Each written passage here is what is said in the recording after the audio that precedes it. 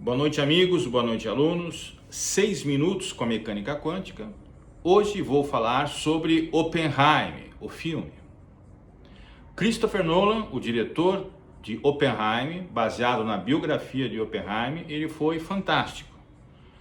Durante 3 horas de duração, ele consegue fazer com que o seu telespectador faça uma viagem na história, lá nos anos 30, 40 e pós-Segunda Grande Guerra Mundial. Esse filme ele está recheado de grandes atores, que realmente merecem todos eles parabéns e de pé, né? Eu fiz uma colinha rápida aqui para dizer de alguns, não de todos, né? Bom, por exemplo, o Murphy, que fez Oppenheimer, top de linha, né? Cillian Murphy, Oppenheimer, né? Excelente atuação dele, né? Aquele olhar triste, incrédulo que ele faz com a bomba atômica é algo assim que ele realmente interpretou o personagem, né? Oppenheimer, né? A Florence Pugh, que faz a Jean, a amante de Oppenheimer, né? Poxa vida, ela faz um papel maravilhoso, ela interpreta de uma forma assim muito delicada a posição de uma defensora do sistema comunista, né? Da guerra civil espanhola, né? Muito bacana, uma moça, uma atriz muito fantástica, né? Robert Downey Jr., o que vou falar desse grande ator, né? O Homem de Ferro, né? Ele faz o Almirante Strauss, né? E depois, mais tarde, o Senador Strauss, né? Que vai caçar o Oppenheimer durante o marcatismo, né? Puxa vida. Robert Downey Jr. Se você não conhece Robert Downey Jr. no filme, você não vai reconhecê-lo, porque ele está muito diferente, né? A Emily Blunt, que faz a Kate Oppenheimer, esposa do Oppenheimer, amiga, companheira, por mais que o Oppenheimer tivesse feito todas as coisas que realmente talvez ela não participou, ou que ela não coadunava, né? Que ela não estava assim próxima, né? Ela faz uma interpretação fantástica da esposa do Oppenheimer, né? O Jack Quaid tem uma participação pequena. Ele interpreta quem, poxa vida? Nada mais menos do que Richard Feynman, né? Um dos meus grandes heróis da física quântica, né? O Richard Feynman, né? O Quaid, né? Com o seu bongô tocando no filme, meu Deus do céu. Mas você precisa entender um pouco de física para ligar o Quaid, né, o ator Quaid com o Richard Feynman, né, que fez parte do Projeto Manhattan, né? O Matt Damon, poxa vida. O Matt Damon, poxa vida. Perdidos em Marte, entre muitos filmes. O Matt Damon é o General Leslie, que era o general que comandava o Projeto Manhattan, né? O CEO era o Oppenheimer, mas o General Leslie era o homem do governo americano, do exército, que estava lá. Nossa, é o Damon, né? O Tom Conte faz o Einstein, né? Faz o Einstein, beleza, né? Uma participação pequena, mas interessante, né? O Edward Teller, que é o pai da bomba de hidrogênio, é muito bem mostrado no filme através do Ben Safdie, né? Um ator que eu pouco conheço, mas ele faz uma boa interpretação do físico Edward Teller, que é o pai da bomba de hidrogênio, né? Na sequência, né? O Bohr, o meu querido Niels Bohr, o pai da mecânica quântica, é representado pelo Kennedy Barger. E, finalmente, o Danny DeFerrari, um jovem, um ator assim muito jovem ainda, o Danny DeFerrari faz quem?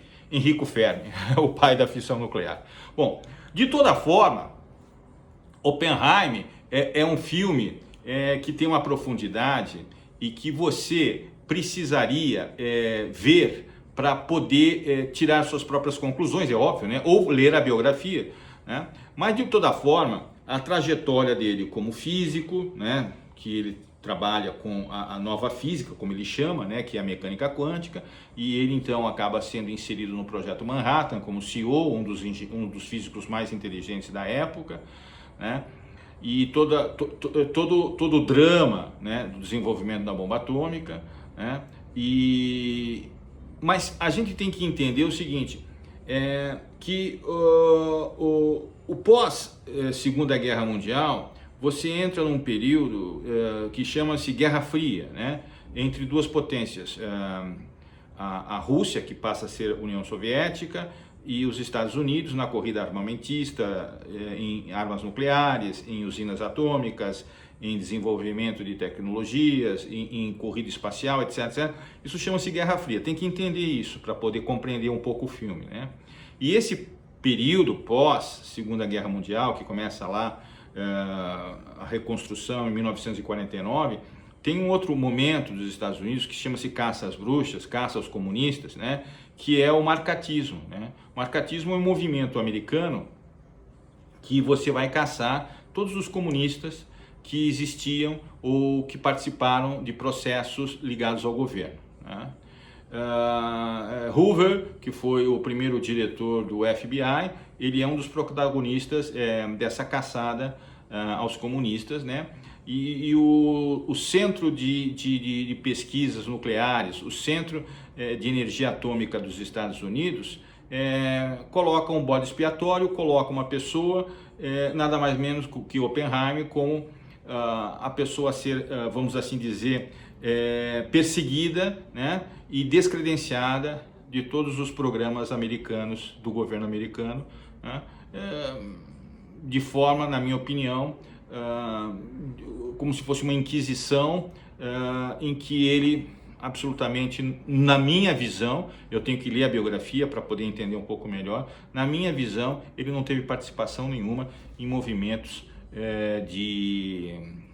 comunistas, em movimentos em que pudesse levar informações nucleares para a Rússia, né, ou para a União Soviética mais tarde.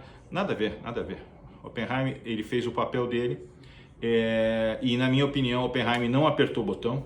Ele fez uma bomba atômica, mas ele não decidiu jogar as bombas no Japão. E um detalhe final, só para entendermos um processo: por que duas bombas atômicas? Por que uma? Ou por que não foram três? Isso o filme não mostra, né? Ele mostra que realmente foram construídas, depois dos ensaios em Los Alamos, foram construídas duas bombas atômicas que foram jogadas no Japão. Mas o que as pessoas não sabem, isso daí tem que estudar um pouco mais, né? Eu estudei, né? Não agora, isso já há muitos anos atrás, que a ideia era lançar apenas uma e acabar com a guerra, mas tinha que lançar em Tóquio. Só que a probabilidade de você ter uma bomba atômica, lançar e acertar Tóquio, era muito remota, porque na época não existia nem radar, em 1945, para poder identificar Tóquio por sistema de ondas. Não tinha, né? E as ilhas japonesas, elas tinham uma densa camada de nuvens. E aí a probabilidade de você acertar Tóquio era muito mais complexa. Então foram duas bombas. E nenhuma delas acertou Tóquio. A primeira acertou Hiroshima e a segunda acertou Nagasaki, e daí a guerra realmente acabou com duas bombas atômicas. Mas se uma fosse precisa e pontual em Tóquio, não teria segunda bomba atômica, né? Mas na verdade não deveria ter nenhuma, né? Mas de toda forma, como disse Truman para Oppenheimer, as suas mãos estão sujas de sangue, então aqui está um lenço para você enxugá-las e não apareça mais na minha frente. O que deixou claro que Oppenheimer foi apenas um operador do projeto Manhattan e não o seu ceifador, não o seu carrasco final. Assistam o filme, leiam a biografia. Boa noite, boa sorte.